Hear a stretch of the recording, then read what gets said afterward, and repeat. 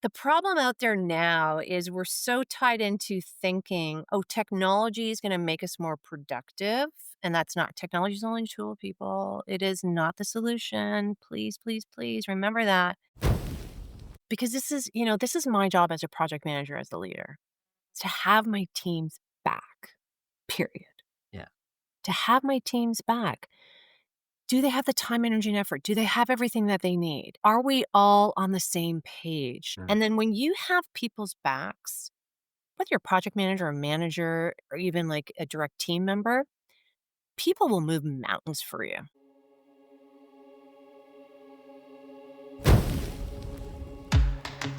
Welcome to KPI Fireside. Our mission is simple: to improve companies and to improve careers through continuous improvement. In every episode, we explore the spark, the moment, the mindset, or the method that ignites real change. Whether you're just starting out or leveling up, you'll find the insights and inspiration to fuel your next improvement. Welcome back to KPI Fireside, a continuous improvement podcast. I am your host, Keith Norris. Our guest today is Adriana Girdler. Adriana is the President and Chief Efficiency Officer at Cornerstone Dynamics and one of North America's top voices in productivity and project management. She's a Lean Six Sigma Master Black Belt and project management professional. She's helped organizations transform the way they work for over 20 years. Adriana's YouTube channel has over 260,000 subscribers, and she's the creator of Slay project management course and corporate program, helping teams get more done with less stress. Adriana, welcome to the podcast. We're so happy to have you here. Keith, thank you so much for inviting me. You bet. You bet. I've been really looking forward to this conversation for a long time. As I was just mentioning in our pre-conversation, you're one of the folks that I was interested in having conversations like this with when I first started the podcast. I've really enjoyed watching a lot of your videos on YouTube, and you've shared a ton of great knowledge there. So Thank you. I thank you on behalf of, I don't know, all the people that get to watch the YouTube videos, especially. Well, I appreciate everyone watching the YouTube. So thank you. Thank you so much. Wonderful. So part of our mission with this podcast is improving companies, improving careers. You obviously have done a lot of amazing things. You've got so much great knowledge as you've shared on YouTube. I'm curious, what was the spark for you that kind of got you down this particular path? Do you remember where it all started? Yeah, I do. Actually, it's a I don't want to say my CV, so I'm not going to repeat a CV, but I'll tell the story. So the story is this: long, long time ago, and I mean a long time ago, I got into the Franklin Planner system. Yes. Remember Franklin Planner? Oh, freaking love it. Yes, I see you're pulling it out. Yes, yes, yes, yes. So for anyone who wants organizational skills, time management, that's the system I highly recommend. And I love the paper system still. Anyway, I'm now digressing. But the whole point of that is that they have in there sharpening the saw, and they really talk about what you want from a vision perspective as an individual, which I really believe strongly in. And one of the things that I knew down the road at some point is that I wanted to have my own consulting company, but I had no clue at the time when I put in that particular idea, which again, I've been doing it for a long time. So around 2000, I was like, oh, how am I going to do this? What am I going to do? I was an engineer at the time. I didn't think I was going to be able to do any of it. And then it all unfolded where that's actually how it all occurred. 2008, started my own consulting company, project management, efficiency improvement, and it's all been kind of going from there. And so that's the start. Like the idea, the concept I wanted to do something, didn't know how it was going to unfold, had all these stepping stones, and then the opportunity presented itself where I had an organization when I was doing my master black belt Lean Six Sigma at York University. I had an organization that came to me and said, look, like you obviously know your stuff because I was in automotive beforehand. And we kind of started doing some work on the side and it just flourished. And I've been nonstop ever since. I'm meant to be doing what I'm doing. I'm very blessed. That's awesome. I love working with folks in this arena. So often I meet people who are just genuinely excited and interested and passionate about what they do. So I'm so happy to see that. Happy with you. What along those lines? What is it that you love most about the work that you're doing? There's a couple of things, but it's in my own vision statement for my organization is that we help individuals and organizations do what they do better. And we really allow for them because let's be honest, there's so many headaches internally with internal ways of working. Organizations are amazing at their product and service. But when you dig deep on how those product and services are performed internally, there's so many headaches, there's a lot of inefficiencies. And so when I can like give someone the, "Oh my goodness, we can actually improve this," and they get excited about process mapping and efficiency work and Excel spreadsheets and project management, which let me tell you is not a sexy topic at all, right? There's very few people who get very excited about that stuff. So when I can get other people excited and that they themselves feel like, "Wait a minute, I actually have ability to make my work easier and like think about it holistically from start to finish." I love that. And I love that because then people get the spark, it's like a pebble in the pond, a little Oh, ripple yeah.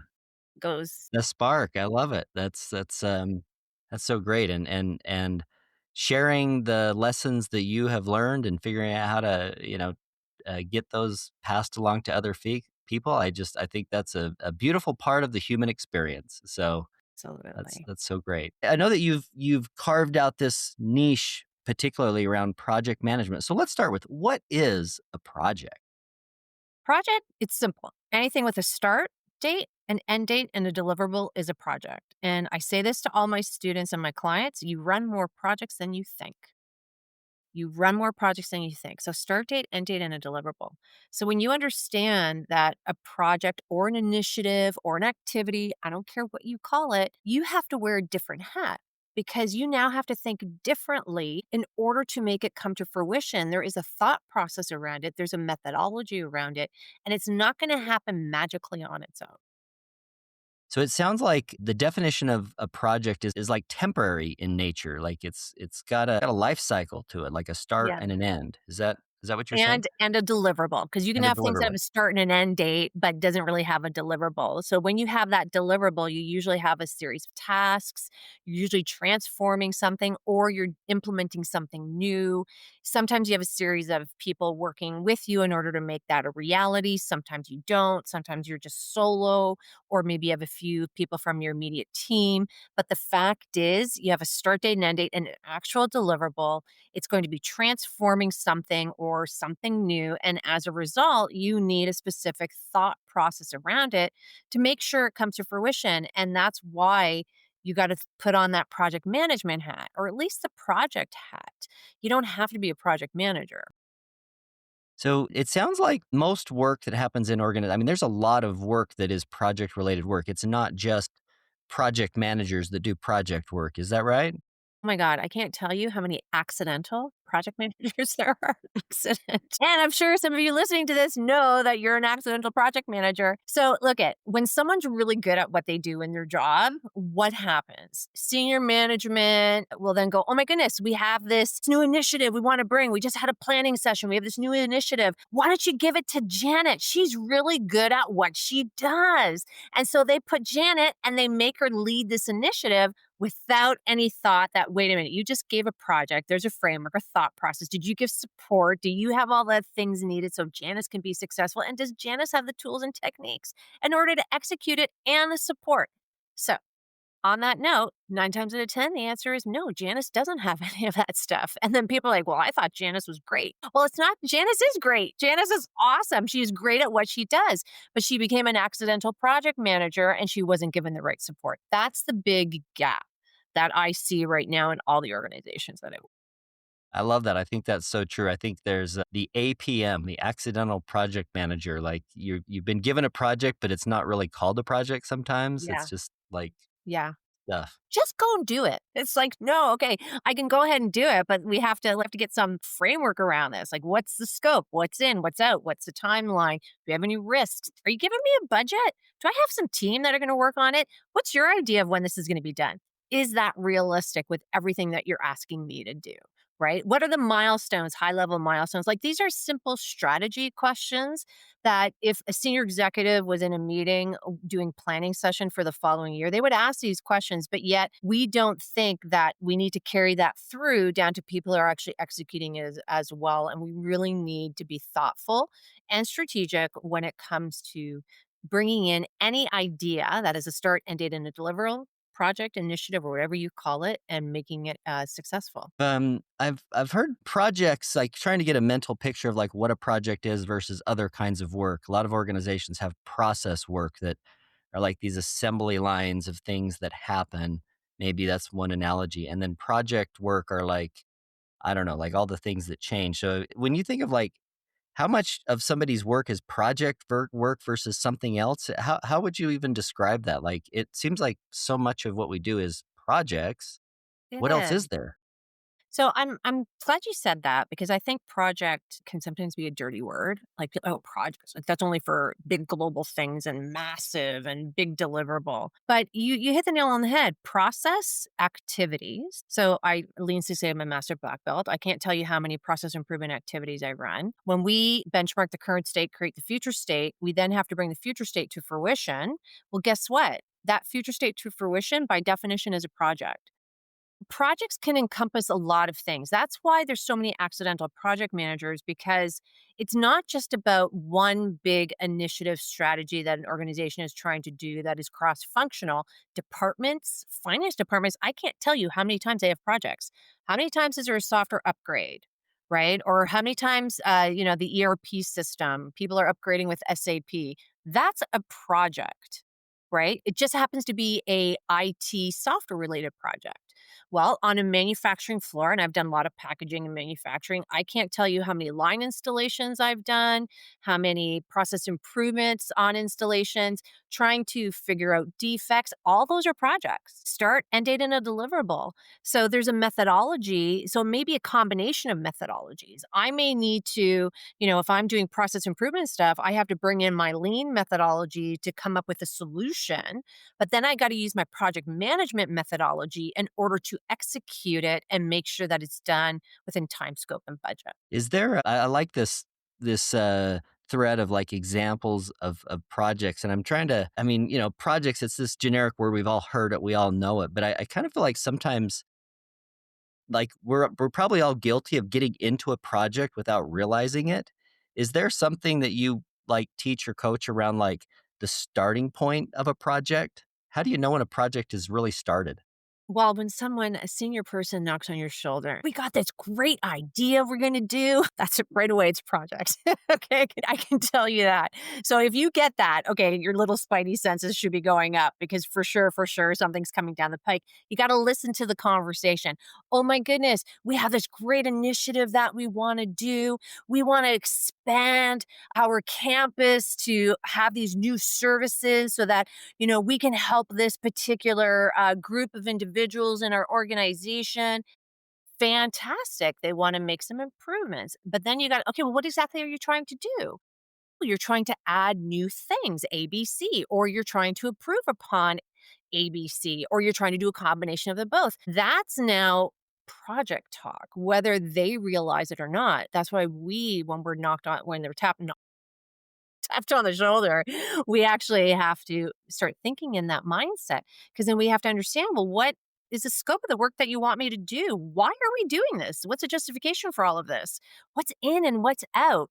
What do you think the high level timeline is? There any assumptions or risk? And do you have an idea as who you think we need involved to really make this come to fruition? Because it's not a one person job. Just for me having this initial conversation with you.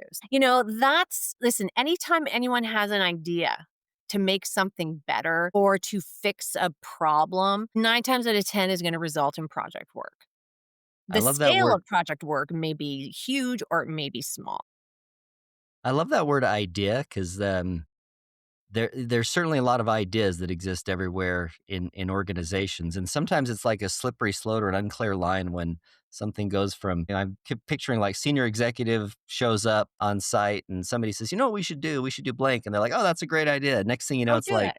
oh, there's a project that just got spun up. And one thing I find in this discipline of project management or continuous improvement is a lot of this stuff is kind of like common sense. Like people that are good at just getting stuff done, they just get stuff done. And if you're like the person that knows how to like do projects, you kind of do it. And then you get to this point where you realize like people have done this before me. I'm not the one that's having to figure this all out on my own. There's like a methodology to come to. I'm curious with the training that you do. I'm guessing that a lot of people don't come to you to manage their first project. They probably have like experience of maybe informally managing projects. How do people first get introduced to the idea of I need project management training? I think it depends on the organization. I have clients, and I've dealt with many companies for the past over 20 years now. That some companies are project management oriented. They get it, and so they understand the value of project management. And then there's organizations who are not project management oriented, who, as you said, think, "Oh, Janice is a great employee. She should be able to do this because she's really good at her job," and just go and do it. It's an idea. I don't understand what the big deal is because they don't understand the impact of everything. Usually there's I have 2 types of clients. I have clients, as I said, who are project oriented, who get it, and are like, "Adriana, we need your expertise. We already have project managers. We need you to be on this project to guide, coach, mentor, and probably be the hand to oversee it all and just direct our project." So I'm like the master project manager, and there's project managers underneath me doing their thing. So I guess you can kinda say it like program manager, right? Program, and you have these, so there's that, which is fine. There's nothing wrong with that. But then I get a lot of organizations who just don't know what their problem is, and it's not working out. Every single time we have these ideas and initiatives, they fail, or they're behind schedule, or they're over budget, or we have an issue with retention with our employees because they keep on leaving, and we don't know why this is going on all the time. They say they're overworked and burnt out, but I don't get it, right? So yeah, yeah, I know. And so those organizations, because they don't understand that, again, that hat, project management hat, is a very specific hat. So, and it's a skill set that can be taught and learned, but it's not intuitive for majority of the people. It's a very small percentage, like multitasking. Only 2% of the population can truly multitask. Everyone else thinks they can multitask. They can't. Only 2%. I can't multitask, and I'm freaking awesome at doing a lot, but I can't. Like, I recognize it. So it's the recognition, and I think they just realize they have a problem. And so 9 times out of 10 when we figure it out is because they don't have a methodology, they don't have an understanding, and they're tackling what they want done in a bull in a china shop perspective. Just go in there, get it done. I don't understand why it's not happening because you're not supporting it properly. You have to just take a step back and recognize that, hey, this can be really successful if it's supported properly. How do we support it properly? I'm curious to talk about two perspectives on this project management role. First of all, from the individual person, and maybe this goes back to how you got your start. The first project management training you were exposed to, is that something that you went and found like on your own? Or was it something like your company said, here, go take this training? So I was blessed. I've had many, they always say we go through 5 career changes, right? So I did. I used to be in sales and marketing, then I went back to school for engineering. So when I got into engineering is when I really got into project work. Without recognizing I was getting into project work. I even had project work when I was in sales, but I had zero clue. I had zero clue that I was doing project work, but I was doing project work. So engineering, as an engineer, a mechanical engineer by training, it's very like, think about it. Everything we're doing is about improving something, developing something, making something better. So that just leads really beautifully to project management work. And then I got into continuous improvement when I was in automotive, which again led to project management work through process improvement. So I stumbled into it. But with the amount of work that I'm doing in the different industries that I'm in, it doesn't matter the industry or the work that you do. Everyone touches a project at some point, whether they are a team member on a project or if it's a departmental project that they want to assign someone on the team to lead. Because, finance, for example, has tons of projects. It's not just spreadsheets and accountants, right? They have tons of projects, improvement projects, implementing new things, and then they'll assign their accountants to be project managers because they just assume it's within the department, right? But again, that accountant is great at the spreadsheet, but maybe not necessarily at thinking of that big picture and taking a step back to understand, do I understand all the pieces that go into this? Because particularly when you start reaching at that the end user of what you're working on is just outside of your immediate team, right? And it starts to be cross departmental. full organization, or even outside to your customer or end user. And in terms of who getting some sort of project management training costs somebody something, I'm curious if you have like a, out of 100%, how often is it the company paying for it versus like an individual saying, I want to do this just to advance my career? I'd say 50-50. 50/50. So, yeah, so for me, when I got because I did get project management training through my organization, just like a course, right? Oh, here's a course. It was a day course. And then I ended up doing my PMP and I got my PMP. But with that, you actually have to have some project experience because you have to say, here, I did X amount of project hours. I'm applying to do the exam in order to get my designation.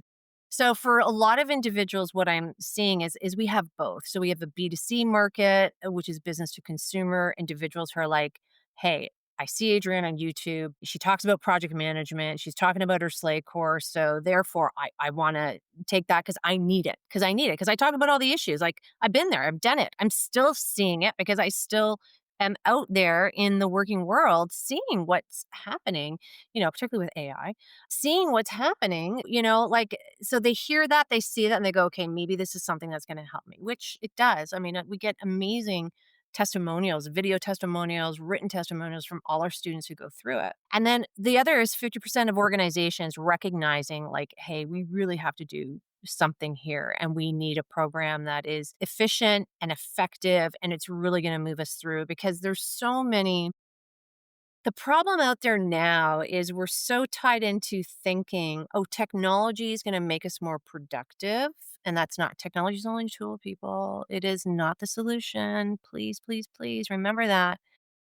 Technology, so there's all these software. Oh, this is going to make you a better project manager, but it's the framework, it's the how to that's missing. That's what we teach is the how to. So, whatever framework you use, it doesn't matter to us. You can still use it. You just have to know how to do it. And there's a lot of things you do before you even start your project. So let's drill into this a little bit because I think, there's part of this like project management discipline that is maybe intuitive and it's just like getting stuff done. A lot of people have made a list of tasks and they've checked them off. But there's certain things about like a project management education or training that are maybe not intuitive. Like there's probably parts of that process that the first time somebody might have seen it was in a training course. And this might be a leading question. So let me kind of throw one out and you can take it from there. Maybe like a project charter, because not everybody starts the project charter. How important is some version of a project charter to a successful project? 100% important. I would never start any initiative any initiative without a project charter. You don't have to have a 20-page project charter. Within my course Slay, we have two types. We have a Word document, which is 2 pages, and then we have a PowerPoint because some companies are PowerPoint friendly, which has they love it, and it has more to it depending on and the scale of the project too. You need a charter. Oh my goodness. Okay, you know what a charter equates to? Or your map. So, like, you go your navigation system. You haven't been to this destination, you haven't been. You have no idea how to get there. Are you just going to go, "Oh, the destination is east. I'm gonna head east." No, no, you're not. What are you gonna do? You're gonna put in a navigation system. And if you're smart, you're gonna probably go in because it's a real important place that you have to go to, probably with a time limit on it as well. You're probably gonna look on this is what I do. I go to Google Maps the night before just to kind of get a feel because, I got things going on in my head and I like seeing it in my head. But then I'll also put in the navigation system. And so that way, I'm gonna get there on time, understand if there's any construction going on. I would never attempt and then I would figure out how long is it gonna take me to so I can leave at the right time. But yet, without a charter, you're, like, saying, "Oh, I wanna go east." Why would you do that? Why would you do that? You should never do that. You really need to have that charter to start the framework. It's an amazing tool, not only to kick things off, but an amazing tool to deal with issues down the road with a project as well. So if, of course, I think everybody knows that a project is going to have like a list of tasks involved. That's probably the intuitive part. And then this charter. What are some of the things that are on a charter, like some of the questions that a charter should answer? I have a look at I'm an efficiency expert, so I've been doing this for a long time. I've seen literally 20-page charters, which is too much in it. I'm like, "Okay, why? Who cares?" Right? Like, let's be honest, time is tight. Tell me what I need to know so I could move it forward. Plus, there's other documentation that's going to support the other detail that I need. Your charter is a document that brings everyone together so everyone's on the same page. I also make my team members, sponsors, and steering committee sign the charter as well, indicating they've read and understood, which is a technique that I use. So, what I put in there is very simple. I put in, why are we doing this project? I can't tell you how many projects I've been in where people have no clue why they're doing it. Zero. 0. Like, what is it tied to a strategy? Is it an idea? Do we have a problem? Like, why are we doing this? Because I've been on projects where people are scratching their head and then they're like, well, I don't think we should be doing this. Well, who cares what you think about whether we should be doing it or not? We've been told we have to do it by senior people. But the senior people didn't tell us why. And we're just curious. We want to know why. So the why is really important. Give me the scope statement, which is my elevator pitch, right? If I'm talking to someone in 2 sentences, can I explain? My ins and outs. Oh my goodness. Critical.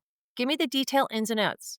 So with my scope statement, what's really in and what can I kick out so I can stop the conversation if everyone's talking about what's out? I want priority matrix is a constraint, scope, time, or budget, because that starts to be a negotiation tool. I want my assumptions. I want my initial risks, because I can promise you I don't have to start a project to know that it will have initial risks. Every project I've started always has about 4 or 5 risks because you can tell with the culture of the organization, what's going on.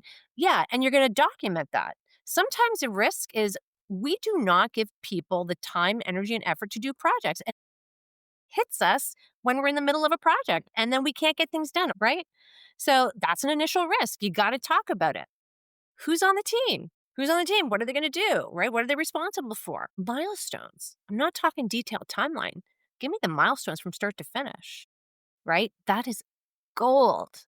But you have to think about it a little bit. Budget, if you have a budget associated with it, and then signatures. That alone is an amazing charter, and you can start using it as a tool and a technique when people start challenging you on stuff or wanting to add things. You just go back to the charter. Hey, is it aligned? Hey, you signed off on this. You said you read and understood. What is it that you're not understanding anymore? Like it's a real important tool that I would never start any initiative or project with. And you mentioned like 20 pages is probably too much for a charter, right? I know in, the lean like to talk about the A3 as like a constrained size of paper, one page, like it's too big if it's 20, it's too small if it's one sentence, like what's the right? I actually don't like to put that constraint on people, and I'll tell you why. Because every initiative project is unique. So I may need for one project, I may need to put more information in it than I would even contemplate or think of doing because maybe the complexity of it. I've had that. But maybe other ones I've had considered big projects like 20 people, but it's so straightforward. Man, that's compact. It's we just here's the key. Is the information you're putting in the charter useful at all and is going to help you develop your project plan? Period. If it's going to help you develop your project plan, it should be in the charter. If it's not going to help you develop your project plan and you're just doing it because you're trying to impress people because it's you're trying to put the theory in it versus the practical and let's just get things done, then yeah, that's you can probably take that out. It's that fine line. This is where continuous improvement people, right? Like how do we streamline it enough? Because I don't want to not have the right information in there, but I don't want to add everything in either. Like at some point, what's a need to have versus a nice to have. Yeah, the that's a great summary of a charter. You talk about team. One thing that I think is interesting, and this is maybe a little bit of a shift, but a lot of people get handed work, like, and it's kind of within their scope of stuff that they've done before. And I'm kind of thinking about, like early in a career project management, like, hey, go do this thing. You know how to do it, you'll figure it out. But everybody comes, I mean, if you're taking on more complex work, you get to a point where all of a sudden you're being asked to do something where you're not the expert on the topic. You're truly in like a facilitator role as a project manager. Is there like a mindset shift or something that, do you have to coach people like navigating from like you're the expert on the thing to you're just a facilitator? Yeah, well, I wanna take it away. You're not a facilitator, you're a leader and you're a strategist. So that's a big difference with project managers nowadays.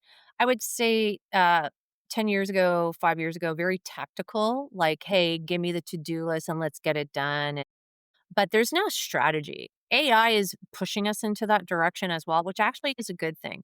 There's so much going on in organizations that a lot of, like, as project managers, we see the nuance and details.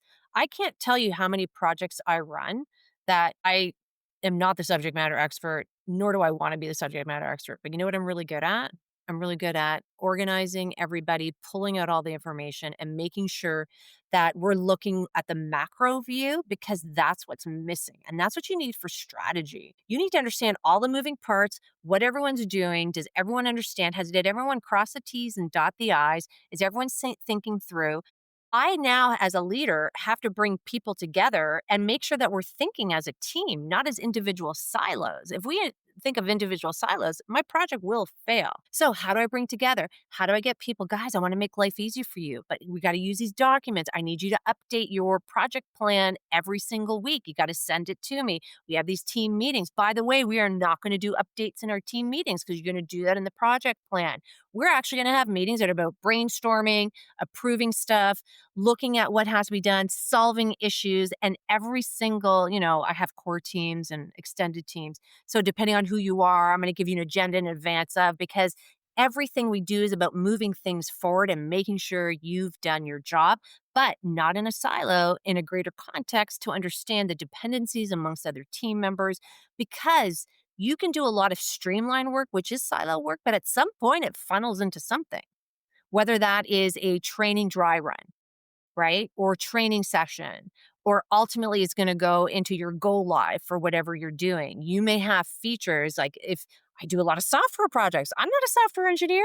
I'm a freaking mechanical engineer, right?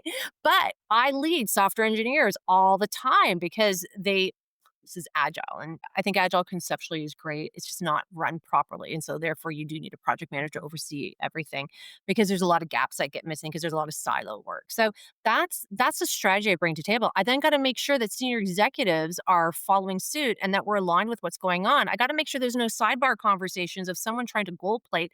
Hey, can you just add this one more thing in here? I have no problem doing that. But did we think about it properly? What's the impact if we do that? What is it changing? Right? It's the glue that oversees everything. And then, even more important, change management. I have end users are going to be getting this, and nobody thinks about them, but they're the most important people. Right? We're CI. What we're told all the time is the customer. Is it Yeah. value add, non value add? So, we got to make sure they're trained. That's the role of the project manager. Project manager, the need for really good strategic project managers increasing as things are progressing. And with AI getting really good at streamlining stuff and taking away some of the aspects of like digging for information, we still have to review it because I can't tell you how much AI slop is out there. Okay. And people take it for granted. It's like, no, if anything, sometimes AI causes me more work because I got to sift through everything that it's freaking giving me. Great to springboard off of, but that's really where project management is heading. And so if you're really good at that or you can be taught that, it makes a huge organizations need that, right? So true. Organizations need that. It sounds like there's some roles that are common patterns across project. Of course, like project leader, we're talking about that. You mentioned like subject matter expert as like a type of persona in projects. And then you also mentioned, I don't know if you said executive or sponsor. I kind of have maybe a Yeah. placeholder. What are some of those like common personas that exist in a lot of projects that you should be familiar with?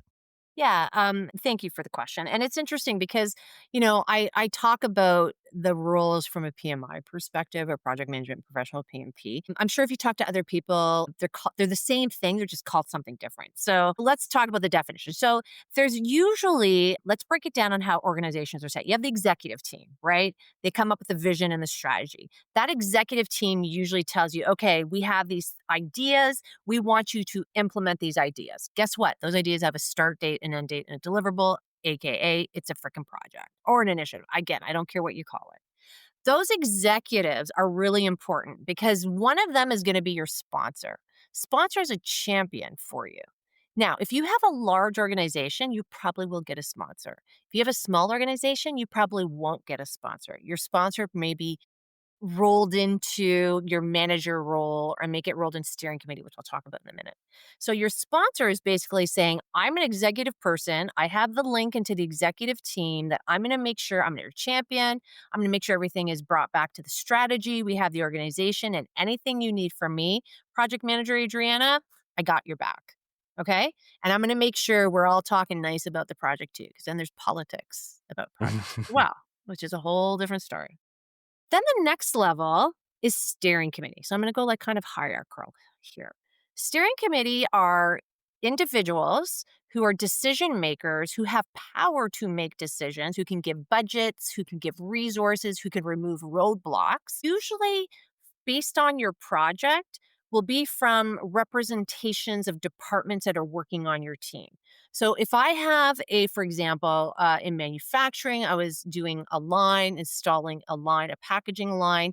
I'm going to have quality in there, right? Quality department. I'm going to have a quality person on my team. I'm going to have an engineer on my team, a mechanic on my team. I'm going to have production staff on my team. I'm going to have some operators on my team. I'm going to have all these people on my team. So my steering committee, I need to have, when there's quality issues that my team member gives me, I need to have a steering committee member from quality, usually their manager or director. So then, depending on who of my team, I have this steering committee. That steering committee is really important because they're making sure that we're staying aligned to the strategy. They're also a little bit, linked to the sponsor and executive team as well. They're really important. They remove my roadblocks that I can't remove, right? They get paid big bucks. They need to make the hard decisions. I just need to bring the pros and cons. Then there's me, the project manager. I'm the sandwich. I'm in the middle. Okay. So and I'm making sure that my team is not being bothered. I want my team, man. I don't want you being distracted. Just get your work done because I know you have other projects that you're doing. And then I'm also making sure above that my senior people are happy, whether that's steering committee sponsor, that they're not like jumping in and doing sidebar conversations because believe you me, they do that all the time as well. So I'm in the middle. I'm overseeing it all. I'm making sure that I talk up, that I also talk to my team below. I'm keeping strategy going. I'm making sure everything's linked, my timelines. I'm making sure that everything is moving. I'm herding the cats. I'm doing all of this stuff. Risk management. I'm doing all of that stuff to make sure this project is successful. And I'm looking at it like, wow, this is all the stuff that's going on. Okay, is everyone, let's see, you and you and you. We got it. Let's have a meeting because I'm noticing you're behind. It's going to impact them because no one is thinking like that. Then I have my team of subject matter experts, SMEs, as we like to say. So, depending on the project I'm doing, like the example I gave, I'm going to have a quality person who's a subject matter expert on quality. That's why I don't have to be the subject matter expert. I just have to be good at organizing the project and the team and getting everything from start to finish. They're the subject matter expert. Fortunately, I'm bright. So I can pick up on stuff, right? And then I can challenge, I can ask questions. So if I don't feel like I'm getting the right answer, I will challenge the quality person, like, hey, show me your plan, show me this. That's my job to make sure everything is good. And all those other people, subject matter experts. Now, my team, and this will be the last breakdown, is going to be dependent upon the size. So sometimes I have a team of like 8 people, and that's my team, and that's it. Sometimes I have teams of 50 people. Guess what? I'm not going to bring all 50 people in. So we start looking at core teams. So my core teams are my right hand. They're representatives. So let's say same packaging line installation, but I have 50 people on my team. Well, guess what? In the other example, I had one person from quality, one person from engineering, one person who was a mechanic from maintenance, et cetera, et cetera. Well, now in this other example, I may have quality, but they may have 5 people underneath them that are dedicated to this project because it's huge, right? So, same thing with engineer. I may have my main engineer, but then they have multiple engineers underneath them executing because it's huge. So, I'm going to have my core team of people and talk to them, and then they're going to have sub teams. And sometimes this sub team, which I call my extended team, we may all come together. I've had meetings where all 50 of us are in a room. Doesn't happen a lot because that's a waste of time, but it brings about great for connection and making sure we're all together. In a nutshell, that is a breakdown. Project teams. Oh, And I'm you're sure awesome. someone else has another example, so give it to me. I love it. You're awesome. Do you get excited about this stuff, Adriana? No, not at all. I love it. I love it because I've been on teams because this is my job as a project manager, as the leader, to have my teams back, period. To have my teams back. Do they have the time, energy, and effort? Do they have everything that they need? Are we all on the same page? I don't want any stabbing. I don't want any politics. And I set that stuff up like immediately and I call it out. Like, if we have this, how do you want me to handle it? Because we don't have time for it. Because let's be honest, we don't have time for it. There's so much to do on the project. if I have to deal with internal politics, let me tell you, it like takes you away from what you really have to do. So I just bring it up. I talk about it immediately, but it's to have their backs. And then when you have people's backs, whether you're a project manager or manager or even like a direct team member, people will move mountains for you. And I'm not talking literal mountains, obviously. I'm figuratively. They move mountains. I've been on projects where we're like all, there's the four stages of team dynamics: forming, storming, norming, performing. I've been on project teams where we're all in the performing stage. It's magic. I don't get that a lot because there's effort and energy to get there, but man, it's magic. I always have projects where people thank me for being their project manager, and funny enough, I get flowers all the time from my clients when a project is done. I'm like, "You paid me to do this job. You don't have to give me flowers." But they're so grateful and thankful for really good strategic project management and great leadership, which all comes down to I have your back. I have your back. So if something is not going to go well, I'm not going to be quiet about it. I'm gonna share it with you. I'm gonna give you the pros and cons. We're gonna talk about it. I'm gonna explain it. And you're so lucky that I'm probably gonna give it to you way in advance than you would have even ever had before. And if something does pop up, man, I will get my team together and we will figure out a solution. Right. So that to me is huge when it comes to is have people's back. And when they have it, people do a lot for you. But don't take advantage of it because it is a superpower. It's a superpower. No, it is a superpower. I can't tell you, like, people will say I have a reputation now when I do projects for clients, and a lot of times they bring me in for repeat stuff. If I say something like, "Guys, this is what we agreed to," they don't question me because they know I'm gonna whip out some document that shows that this is what we agreed to. So they go, "Okay, if that's what," I go, "Look at, we agreed to this, like, what's really going on here?" And really digging in. This is what I mean. This is about strategies, about people, and it's about really understanding what it is that we have to do to come to fruition because we get paid for an organization. I work for for-profit organizations. So look at, they want to make money. They want to be profitable. So I keep that in mind as well, guys. We're not going to work for perfection. We're 80/20. Like, let's get to where we need to go so we can move forward and on and take in some risks, knowing that it's not going to be 100%. That's strategy. That's strategy. Not enough people have it. And it's critical thinking. And I do find we don't have enough of that anymore because we're relying too much on AI. We're relying too much on what is out there. Just tell me what to do. That's a tactical activity. And if you're going to do that, you're just going to work yourself out of a job. I was at a conversation with somebody a few days ago, and it was kind of on this theme of AI. Like, the AI could tell you that if you fire 30% of your workplace, you'll be X billion dollars more profitable. But is that a good idea? Like, yeah, Well, it's so interesting. here's the thing, and this is why strategic project managers are really important. AI cannot walk in a room and tell you the feel of what's going on. AI does not know the culture of your organization. AI does not know all the nuances of what's occurring. So when they make a recommendation like that, that it's going to actually work for you because they don't have all those nuances. You're just throwing in stuff into an algorithm that, yeah, is powerful and can pull out good concepts and ideas. And I'm not bad mouthing AI. I don't think we've done enough challenging of AI. I think we need some ethics around AI personally. I think we need some intervention because we have for profit organizations, and which, by the way, I'm a for profit person. But when you're for profit, you're not net your ethics, what you wanna do, not as important as a profitability, right? And again, AI is so powerful and it's developing so quickly and it's its own learning model that it learns from itself, that at some point, everyone who touches AI and, like, the founders and developers are saying, "We gotta be careful. We need to bring it back a little bit because we may hurt ourselves more than help ourselves down the road." That's all. You know what's so funny? A lot of this AI talk. I mean, you probably remember 1999, like the Y2K. Oh, Like, I do you have do. like deja vu with some of this AI stuff a little bit? Yeah, yes and no. I guess what concern because I'm also a historian, that was my first degree. I got a lot, I got a lot. I know, I love education. So, history repeats itself, and so when we take a look We're in the fourth industrial revolution right now, and that fourth industrial revolution is around AI. And so we're in it.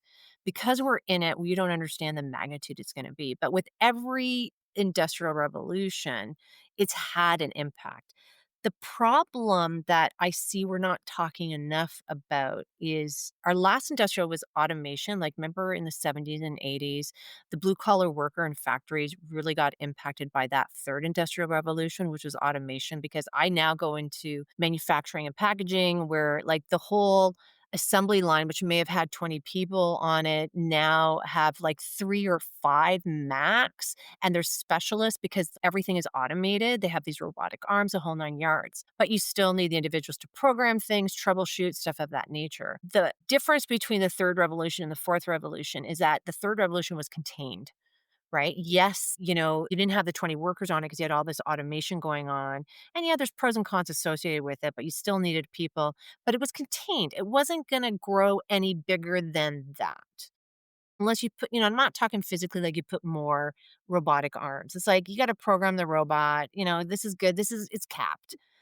AI, that's not the case. Like, AI is exponentially grown in so many different facets and ways, not just from a data perspective of algorithms and pulling it out, but robotics, what it can do, what it can't do. And the fact that it's a self learning model means at some point we will lose control because it's self-learning and it's faster. So at some point we do, and this is not me saying it. This is like, think of the founders of AI and individuals, organizations. If you look around, like the Diary of a CEO, that's a really good podcast. And they talk a lot about AI, and they have the founders, and the one that's called, I wish I remembered his name, Godfather of AI. He's worried. He's like, "Look, this is like, we're going too fast. We're not doing our due diligence on it." I'm not just talking about like ChatGPT, and putting information. I'm talking going over and above, like, where, like, the robotics, like, Yeah. you know, deep fakes, the video, the audio, the copyright issues with music and art. And, like, this is stuff because it's just being taken, right? And to be learned from. But there's all this impact that we have on society. So I'm now talking a bigger thing. I'm talking about a societal thing versus like project management in an organization. So, and then you have people who just buy into it. Like, I know I can go on. I mean, I have stories where, "Oh, do AI, senior person, do AI, do AI." And then, "Oh, okay, we have all this AI video camera." Like, I have one security company in the United States who, good friends, is a good friend of mine. The one, CSO, was like, "Oh, no, we're gonna do everything, AI." And then that was like, okay, so you have all these AI cameras, but it's after the fact, and they had all these car thefts going on in the organization, and they literally had to put bodies, people in there, and that's how they stop the thefts, not the AI cameras, because there's this misconception that, "Oh, it's AI, you don't need anyone to look at it, it's gonna look through all the footage." But what people forgot is, oh, yeah, it looked through footage after the fact, not as it was happening, so who cares, right? Anyway, I digress, and I have a habit of doing that when I get passionate about something. That's okay. So, on that note, Okay, next AI is question. a super juicy topic, and I do wanna, talk about a few things there. So, yes, there's a lot of senior executives saying, "Let's do AI," and, I think right now, I think a lot of people are, like, not sure what to be doing with AI, but I do think that there's a project manager, somebody disciplined in project management, and maybe even, like, what are we improving? Maybe more on like the Lean Six Sigma process improvement. What operating metrics are we improving through this project? What's the financial impact of this? I wonder if there's a lot of like technical people who are like excited to do stuff with AI, but maybe not sure how to turn it into a project that can get funded and turned into real benefit. I'm curious what you've seen there in terms of projects with AI actually producing tangible benefits. Yeah, I haven't personally come across that, so I can't comment on there. Is there projects that, AI related projects that are gonna help, make things better? Sure, 100%. People getting excited about that? Sure. But here's a caveat to everything, okay? This is what people forget. Where there's light, there's darkness. Where there's a sun, there's a moon. Where there's white, there's black. Where there's a yin, there's a yang. I bring all that up because as great and excited as we are, there's a dark side to everything. And we just have to remember that. And I don't think we're doing enough of that when it comes to AI. So I'll be honest, in continuous improvement, when I help with process improvement, 90% of the issues is in the flow of the work and how people are working, not people themselves. It's in the flow of the work because these ideas weren't thought of properly. They weren't, they have a lot of waste in them, as we know from continuous improvement talk. And they're just, and AI is not going to fix that because I can't tell you how many process mapping activities I do. And I'm having one next week where I'm teaching people, okay, here's what you think the process is. Find the waste. I can't find it because it looks freaking good. Okay, you got to go level deeper and dive into it. AI can't do that yet. Yeah, so again, just I don't want to be a naysayer there because I actually use AI and I use it for brainstorming and springboarding off of things. But everything that we do, I double check because I can't tell you how much AI slop I've come Yeah, across. so much. Like garbage. And I, in fact, have an AI tool in my Slay project management course for pro people and for the corporate program to help create the scope statement, the charter, and the WBS action plan. So get all the tasks. So that's been awesome. But, I created all the prompts. So it's like tight and then it gives you exactly what you need for the project to fill out the templates. That's it. Like I'm like, okay, that's all you're getting from me guys, because that's all you need. Now you got to use the human part of it. Us Yeah. humans need to come into play and take this information. And now let's do the human part, which is really important, which is working with people, guiding, etc. So I love that. And with KPI Fire, we've implemented some things with AI like help me improve this problem statement or help me improve this goal statement. But sure. like the AI can't tell you if necessarily like it's a good goal statement. Like it can brainstorm and like it can format it correctly. But I agree with you. There's still that piece of human knowledge. This episode is brought to you by KPI Fire, the all-in-one platform for continuous improvement. With KPI Fire, you can align strategy, drive execution, and engage your people. So whether you're leading a team or driving enterprise-wide change, KPI Fire helps you deliver real results. Learn more at www.kpifire.com. So Jeff Bezos has a famous quote where, he's kind of being grilled on like, well, how does Amazon say so innovative? And he said something along the lines of like, we focus not on what's going to change, but what's not going to change. And his answer was like, we believe people are going to want faster delivery and lower prices, and it's hard to see that changing. With where you're at in this project management space, what are the things that you think are not going to change where somebody in this discipline can anchor the future of their career or, kind of help them give something to build on moving forward in the face of AI? Really good organizational skills, that's never going to change. Like you need that, right? Because you're the anchor making sure that everyone else is proceeding. Really good documentation skills. And this is going to lead to something you said to me earlier on really good facilitation skills. Okay. Because even though I'm a leader, I'm in meetings a lot of time where I got to put my facilitator hat because we're either doing a brainstorming session, things of that nature. Right. And then really good networking because you got to be good at networking in order to get the right people together in order to remove those roadblocks so that it ultimately ends with strategy. Hey, tools, using an AI tool, using a software, all that changes. All that changes all the time. It doesn't matter what it is, right? That will always change. But those are the fundamental aspects. And then the people part, really being good at leading teams, really beginning. And that takes practice. I can't tell. I'm here today. Mm, Listen, there's always room for improvement. I'm not perfect. So I'll say yes, there's room for improvement for me as well. But when I look at when I first started versus where I am today is because of all the lessons that I learned, of all the hiccups and disasters that I created over the years and had to fix. And let me tell you, felt bad about because I didn't do it right or I didn't understand it. And like I've been doing this for way too long, and I don't. I try to learn from my mistakes and others so that I can always keep on getting better. So good. I made a note when you were talking a few minutes ago. This is kind of coming back to managing a project and managing like the stakeholders. There's this idea of like a project review or touching, kind of keeping people informed.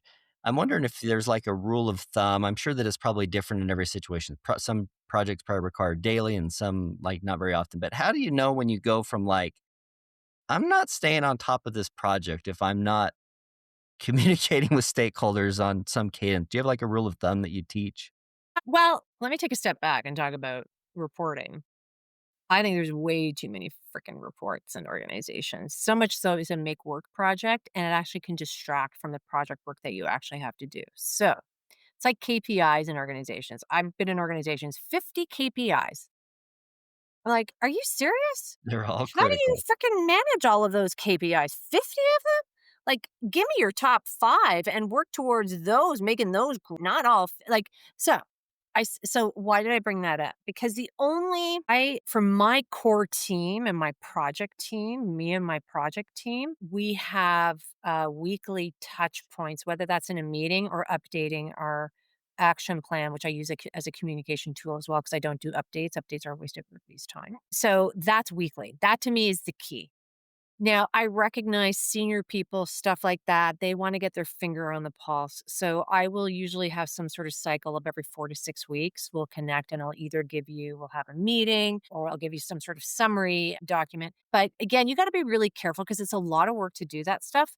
Here's the thing, when people know that you have things under control from day 1 because they saw how you've prepped and planned and executed, they're not gonna bother you. Sure, they want an update, as you should give them an update. Put a standard template in place in order to make it easy for you and link it so it's not like extra work to the best of your ability. But you know what? That's all. When people want extra reports or more, like, what are you guys doing? Because they don't trust you. They don't trust the process because they've been burned in the past. So that's another thing as a project manager, you got to feel out your senior people, your steering committee and your sponsor. Have they been burned in the past and what exactly do they want from you? So I usually have those conversations from day one. Like, how do you want me to report in the project status for you? And then when they say, "Well, I need you to give it to me every week." I'm like, "Okay, well, let's talk about that. Why? Why do you need me to give it to you every week when we're still developing?" It would be easier for me and actually probably more beneficial for you if maybe every 3 to 4 weeks I were to give you because then I actually have really good information to possess. And how about if we do this? If I come across a roadblock, I'm going to bring it to your attention immediately because it's gonna impact. Now, here, let me show you the charter that you have to approve anyway before we have the team meeting. So look at everything here. And then all of a sudden, they feel great because it's like, oh my God, she thought it through. She has a justification, what I'm gonna do, ins and outs. She already has a high level milestones in my head. I'm feeling good because if I ever get asked questions, I can just go back to this charter. Like, that's what it comes down to, right? Like, reporting is when people don't have faith, like too much of it. And I shouldn't say it all the time, but because let's be honest, I've been in organizations where people do nothing with the reports, but you know how much energy and effort it is to Now, you said that you have a background in sales, right? Yeah, I'm picking up on that as you're making the pushback on why somebody wants a report every week and why it's in their best interest to want it less. Like, there's you your want it sales background. less. Yeah, absolutely, 100%. No, I am blessed that way. I do have I'm very grateful for all the stepping stones in my career and that sales and marketing experience that I have. It has helped tremendously, just like the engineering and everything else. It's all complementary. Oh, so true. I have a philosophy that a senior manager doesn't so much want to know what you're doing when they ask you for a report, but they want to know that you know what you're doing, right? Do you pick up on the difference there? It's not so much that they know. So how do you communicate that you know what you're doing to them? And I think that's kind of how you just Kind of answered it. tied into what I said before, right? Like I'm not launching my project. If I get the marching orders from my sponsor, I probably have 3 to 4 weeks where I'm doing a lot of preparation, charter build, getting the steering committee together. I'm getting them to approve it. I'm getting my resources. I'm saying, here's who I need, right? They may not have thought of it. Half the time they don't think of everyone that you need. So I say, here's who we need. Here's why we need it. And so I get them to approve the charter before I actually give it to my team members at my kickoff. So because of that, they know immediately that I know what we're gonna be doing because it's very laid out clearly in the charter. So I don't have those issues, and that's what I teach. That's what I teach people in my Slay course. Like, look, there's a sequencing of it. This is a how-to of project management. There's a sequencing of events that you should do, and they're for very good reason why you do it in this building. You don't have to do everything, but you still have to follow the sequence. So you may choose for your size to do this don't do that, do this and this because of the size of the project. It makes sense. And other times you want to do it all, right? But you should still follow this sequence. Now, the timing of it could be really fast or it could be really slow, depending on how much time. You may even combine a couple of things together because you have to get things done really fast for whatever reason. So for the team members, let's say the members of the team, not so much maybe the sponsor. I think I heard you say like weekly. You like a some sort of a weekly cadence meeting, but you also said like I know that you're sensitive to like waste. So like there's probably a good way to do that meeting versus like a wasteful way of getting those Yeah. updates. So I don't do status update meetings and stop doing them. They're a waste of everybody's time. If I bring in a room and go, Keith, okay, can you now tell me where are you on this one task? Okay, next line item. Oh, Keith, can you tell me? Okay, next line item. So, can you tell me, like, seriously? Like, what are we in kindergarten? Like, oh my God, waste, waste, waste. Um, so when I say the cadence is about touch points. Touch points can either be when I do meetings, they are very specific to an agenda. They're to solve a problem, to address an issue, to review something that's been developed that needs approval. Maybe there's training that for some reason I always training is a really good meeting. You never get rid of that. So it's very specific and there may be a few things. Like I'm working on a project right now where every single meeting team has been developing stuff and they come to the meeting to show it to the team to get additional ideas validation. That's a good meeting. If anything, they're now agreeing. They go, wow, we really should have more meetings, Adrian, because we have touch points every week, but we have a meeting one week and then they touch point in the action plan because we have a communication section that they talk to me in there and we have a system that we do it in. And I teach all that in Slay, in my Slay course. And then the week after, we have another meeting. And then, at the kickoff, I ask them, how do you want to communicate? Here's what I'm suggesting. And I take into account the organization, right? Some organizations are very email driven, but I get them away from giving tasks in an email because that's really a waste of time. I'm a big SharePoint person. We have a central location for everything. You put in the central location, you send the link, you never send the document. I don't, no, no, no, do not want to see documents flying all around, different versions. I'm going to kill you if you do that. Single source of truth. Yeah. We are probably aligned on that talking point. But for my team members, there's a lot of value to weekly touch points. Not every day. I don't talk every day. Now, grain of salt and you have to be flexible. If I am doing a packaging line installation, when we're in the midst of actually installing all of the equipment and everything's shut down, guess what? Every day we're meeting. You know what I mean? Like, you take it for what it is. It's ebbs and flows. Sometimes in the beginning of the meeting, it's every 2 weeks. And then I'm go, "Okay, we're getting really close to a deliverable. Let's meet every week." And then for the actual deliverable for that week, we're gonna meet every day in the morning because 'cause we're gonna do our huddle. We're gonna do our huddle. "Where are you guys at?" And at the end of the day, we're gonna do another huddle, right? So, depends. There's this is probably a philosophical question where there's a lot of right answers, but you talked about multitasking and the number of projects that somebody can manage. And you talked about this scenario. Like I know sometimes there's these people, oh, give it to Janet. Janet's great at getting things done. And all of a sudden you're like, Yeah. hey, Janet's usually so great at doing this thing. Why is she not getting this done? Then you go look at this list of projects assigned to Janet, and it's like, you know, So So you have to there's a cou okay, there is a limit, like but it also depends on the size of the project, and it also depends on all the deliverables of the project. So, if you have 10 small projects, 3 months worth of work, but they're all happening at the same time, that's too much for an individual, right? It's too much.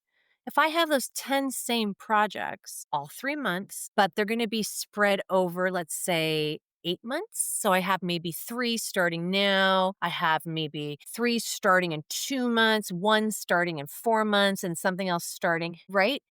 Because and you use really good project management principles, so the hardest part is always in the beginning, but you get that solid. Like, to me, the hardest part's in the beginning, but once I launch the project, I'm just monitoring my paperwork, making sure everyone's doing, organizing the meetings. It's easy. It's easy. You can get that done, but it's also like a large project. If you have a large global project, sometimes it's the only project you can work on because the complexity is so much and there's so many moving parts and so many people. So you really have to take a look at it and do you have another job? What percent I'm of your assuming time? you're a full-time project manager, but you know what? You could have another job. So you have to take all that stuff into considerations, hence why it is the job of the senior executives and the sponsor to have the scope template done before they even think about launching it and to really look at it and to do their best with resource loading. But resource loading is a little bit of a game Yeah. because it's not a straight line. It's not like I'm going to need this person 50% of the time from day one all the way to the end of what's going on. No, no. It's like this. I'm going to need them 10% of the time in the beginning. And then, oh my goodness, I need them for 75% here, but then it's going to go right down to 5% again. And oh, I need them again here. Average 50. You know Yeah. what I mean? So, resource loading is an interesting thing too. Here's the thing. This has nothing to do with project management. This is what I talk to senior executives. Have top 5 priority lists, period. And don't tell me that you have 50 things that you're doing in an organization and they're all number 1. Top 5 on one hand, and then give me your parking lot over here. And you can do this as an organization overall. Here are the top 5 important projects in our organization. And we got to make sure we get that done. And then in departments, you can have a separate top 5 list, or maybe they're linked. But the whole purpose is this: 5, you can manage really, really well and do an excellent job with from start to finish. And then once you're done one, I don't know here. Once you're done one, you got 4 left. You take one from the parking lot. Oh, now I got 5 again. You do this rotating list, and you literally got to go 1, 2, 3, 4, 5. Not everything can be number 1, and you may switch the priority as time progresses. Because in the cycle that I am in a project, it may have been number 1 in the first 6 months, and all of a sudden it got shifted to number 2 because of where I'm at in the project, right? And that's all good. Anyway, there's a whole thought to this. This is why it's all about strategy, people. Strategy, strategy, strategy, strategy. This is all strategic thinking to make sure that you can get things done. If you think tactically, then you become siloed. So if you have organizations that are siloed, they're only thinking tactics. They haven't taken a step back to take a look at strategy and to take a look overarching holistically what is happening in the organization, because that has impact. And if a company or a department is like, why is it that we're struggling all the time? There could be very many reasons. You got to take a step back and you got to do analysis. Sometimes you have to go slow in order to speed up. I see far too many people that fail to get things done because they have too many things on the list versus too few. Yeah. And again, What that's did you one of the things where there's your no thought? right answer, but Hey, under A1, A2, A3. Right? amen. We're talking Franklin Covey Yeah, I level. mean, One big word rocks, right? boilerplate. Like, you Mhm. gotta have a list of your big rocks. Exactly. They don't say A1, A1, A1. It's A1, A2, A3, So the B1. Okay, this is a B now. Okay, this Yeah, is there really you C. go. I can't tell you how many C's I've just kicked off the list. Oh my gosh, yeah, you're, speaking my language for sure. The one thing that's always, like, probably never a right answer, hard to fit in is, like, when does one project end and another project start? You mentioned, like, Agile and some of the shortcomings of Agile, but there is this, like, thing, like, some work that is done, it either needs to transition into some sort of, like, sustainment effort. A lot of projects kinda live in that world. What sort of advice or how do you think about, like, when to call the end of a project? 3 months after go live, 3 to 6 I months mean, after go live. okay, And I say that depending on, again, everything's with a caveat, right? yeah. Go live is not the end of your project. And go live could be anything. The installation of the packaging line, the new software that gets launched. It's the hypercare that you do afterwards to course correct anything. Because don't forget, projects are theory. Because you have ideas and concepts, you're putting them into place. Yes, you're doing testing, but then when you go live, it's not perfect. You will get problems because, oh crap, that didn't work. Didn't realize it wasn't going to work. Okay. So it's a smaller team. It's people from your original team that just gets smaller, and you just monitor, course correct. You bring in the end user owner of, let's say, that area department, whatever you're delivering, and you work with them and you get that hyper care to make sure that you clean things up so you don't leave a mess. Most organizations stop, oh, we launched it, we're done. I can't tell you how many software people do that too, and it drives me nuts. Bonkers. Yeah, I think that it seems I think what I heard you say is, like, 3 months is kind of a way of, like, using a time constraint as I mean, not that that's a hard and fast rule, but I like that as a guideline, like, well, how long does this project go on? I don't know. Well, let's kinda define it in terms of what we could do in 3 months, and maybe that becomes It has Part an of endpoint. It has to. Start and deliverable, remember? That's a project. Because there are times I come across where like, "Oh, we've been doing hypercare now for 12 months." I'm like, "Oh my god, you've gone into that's your business. That's not a project. That's like you taking care of the business." So, like, you need a definitive end date. Why? Because at the end of that, you may say, we're now going to start a new project, phase two, right? And that's okay. Great. New charter, new team, maybe same team. I don't know, but new everything, new budget, new timing. What are we trying to do in phase two? Brand new project now. Brand new project. Building off of phase one, but brand new project. You need an endpoint. It's not go live, it's a little bit after. Okay, we'll just do a last little segment here. I'll call this the rapid fire. So these are just some kind of quick questions, just, top of mind word or phrase type answer. Leadership is I have your back. what is a project? Start and date and a deliverable.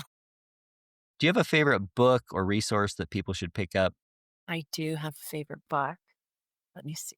Where okay, here. The Culture Map. That one, I think I have. Love this book. I can't tell you how many global teams I've been on, and the culture of people, where they come from, has such an impact on how we interact. So, awesome, awesome book, and there's great I love spreadsheets and I love studies, and it has a lot in here in the back. So, I first got it as an audiobook, and I loved it so much I bought the book. I love it. I love to see you Highly talk recommend about. that one. I love And to my see you books talk. as well. I got books, but you know what? That's I love that. Do you have a favorite tool in the project management tool belt, the what you turn to frequently? My Slay project management The whole course, course? templates, yeah, I do. And it's those templates and techniques that I use. That's my, like, go-to. I use it all the time. I get complimented all the time, hence why I created the Okay, course. let me kinda drill down on is there a tool in there that somebody might learn that might be new? Probably something that the average project manager probably doesn't see until they come to your course. Maybe not depending on where you learned your priority matrix. It's an amazing tool and a technique. So it's a tool so that you know what's time, scope, or budget, which is optimized. Sorry, what is constraint, what can be optimized, and what is totally flexible. You need to know that, but it's a great technique I use with senior executives and people whenever they want to gold plate, add things. I go back to the priority matrix. There's a way to do it and I talk about it all the time, whether it's in my YouTube videos or in the course, but yeah, it's awesome. Love Look that for one. the I do priority not matrix video on Adriana's channel. I do have a priority matrix video. Check it out. I can't tell you, I never start a project without a priority matrix. Do you have a favorite question that you use, that you turn to frequently? It's not a question per se. It's being curious and always asking why. I think that's the first thing is like, why do you want to do this? Like, why are we doing this project? Because that can really establish, if I understand the business justification, the reasoning behind it, that allows me to understand, are we tackling all the right things? I can't tell you how many projects, when I found out the why, there's gaps, right? And the whole thing is to minimize gaps, right? Minimize risk. What do you wanna say about Slay or Cornerstone? Like, where could people go to learn more about what you're doing and to, Yeah. Well, find more resources? YouTube channel for sure, for sure. You'll see great content. Here I am. I'm not like saying I got great. No, but it's solid content that's really going to give you good information because it's education. I believe in educating individuals based on my experience, right? So if you go to youtube.com/@ Adriana Girdler, ADRIANAGIRDLER. So check that out. Really good information. Then go to Cornerstone Dynamics, which is my company site. And depending on who you are, like you may want to check out our efficiency related programs, our corporate program for Slay project management. If you're an individual, you can go to the individual section, which is all about Slay. Because look, you are in control of your destiny. All right. Don't put that in the hands of anybody else. You are never going to go wrong with project management skills. In fact, if anything, it's going to carry you throughout your whole professional career.